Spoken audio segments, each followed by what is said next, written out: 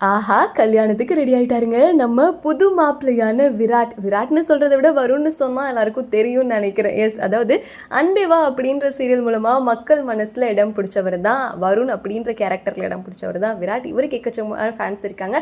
அது வருமிகா, வருண் பூமிகாக்கே அவ்ளோ ஃபேன்ஸ் இருக்காங்க அப்படிங்கிறது நம்ம எல்லாருக்குமே தெரியும். பூமியா நடிச்ச டெல்னா வந்து இந்த சீரியல் விட்டு போனதுமே எல்லாருமே ரொம்ப ஃபீல் பண்ணாங்க. இவங்களோட பேர் ரொம்ப நல்லா இருக்குமே அப்படின்னு. சரி, இதெல்லாம் ஒரு பக்கம் இருக்கட்டும். இப்போ என்ன விஷயம்னு பார்த்தீங்கன்னா, விராட் வந்து ரீசெண்டா அனௌன்ஸ் பண்ணியிருந்தாரு. சீக்கிரமாவே கல்யாணம் பண்ண போறேன், கவுண்ட் டவுன் ஸ்டார்ட் அப்படின்னு சொல்லியிருந்தாரு. யாரை கல்யாணம் பண்ண போறாரு அப்படின்ற மாதிரி எல்லாருக்கும் ஒரு டாக்ஸ் போயிட்டு இருந்த நேரத்தில் தான் செலிபிரிட்டிக்கெலாம் மேக்கப் பண்ற ஒரு ஆர்டிஸ்டான நவீனா அப்படிங்கிறதான் கல்யாணம் பண்ண போறாங்க அப்படின்னு சொல்லி தெரிஞ்சது. இவங்க 2 பேருமே சோஷியல் மீடியால எக்கச்சக்கமான ஃபோட்டோஸ், ரீல்ஸ்லாம் ஷேர் பண்ணிக்கிட்டே இருப்பாங்க. பார்க்கறதுக்கு ரொம்ப நல்லாவே இருக்கும். இருந்தாலுமே வருமிகா ஃபேன்ஸுக்குலாம் வருண் பூமிகா தான் நல்லா இருக்கு, உங்களோட பெர்ஃபெக்டான மேட்ச் டெல்னா தான் அப்படின்ற மாதிரி சொல்லிட்டு இருந்தாங்க. பட் டெல்னாக்கும் அந்த சைடு தனியாக மாப்பிள்ளலாம் பார்த்து கல்யாணம் நடக்க போகுது. இந்த சைடு விராட் வந்து ஆல்ரெடி லவ் பண்ண பொண்ணு ரொம்ப வருஷமாக லவ் பண்ணிட்டு இருந்தாங்க. இப்போ வந்து கல்யாணம் பண்ணிக்க போகிறாங்க. ரீசெண்டாக பார்த்தீங்கன்னா தீபாவளிலாம் கூட ஒன்றா தான் செலிப்ரேட் பண்ணியிருந்தாங்க.